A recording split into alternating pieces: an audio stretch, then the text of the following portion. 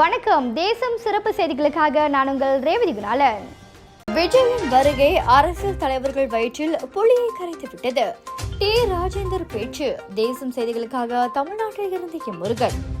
விஜய் தலைவராக இருக்கும் தமிழக வெற்றிக் கழகத்தின் வருகை மற்ற அரசியல் தலைவர்கள் வயிற்றில் புலியை கரைத்துவிட்டதாக டி. ராஜேந்திரன் வர்ணித்துள்ளார். இதான் என்னோட கேள்வி. என்னன்னா, அவரு சினிமா உலகத்துல அடி எடுத்து வச்சோன்னு கதாநாயகன் ஆன உடனே ரத்தன கம்பளம் போட்டு திரையுலகம் அவரை வரவேற்றுச்சா?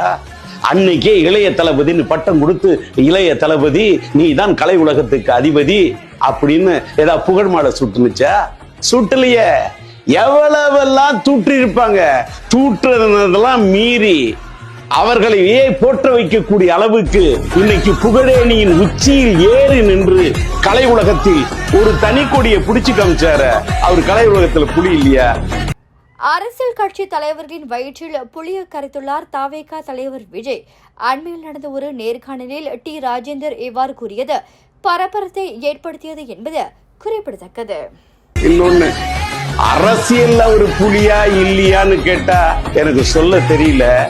ஆனா சில அரசியல் கட்சியோட வயிற்றுல அவர் புலிய கரைச்சிட்டார் என்பது மட்டும் உண்மை. இத்துடன் இன்றைய செய்திகள் நிறைவடைகின்றன. மேலும் பல ஆன்மீக செய்திகளை தெரிந்து கொள்ள தேசம் டிவி மலேசியா யூடியூப், டிக்டாக் மற்றும் இதர சமூக வலைதளங்களை பின்தொடருங்கள். உங்களிடமிருந்து விடைபெறுவது நான் உங்கள் ரேவதி குணாலன். மக்களோடு தேசம், தேசத்தோடு மக்கள். நன்றி, வணக்கம். ஒரு வீட்டுக்கு ஒரு பட்டதாரி எனும் நிலை போய் ஒரு வீட்டுக்கு பல மருத்துவர்களை உருவாக்கும் நடவடிக்கையில் இறங்கியுள்ளது எய்ம்ஸ் பல்கலைக்கழகம்.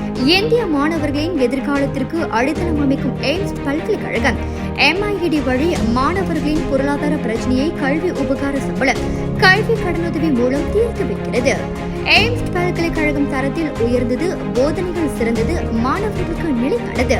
இன்றைய நாடுகள் எய்ம்ஸ் பல்கலைக்கழகம்.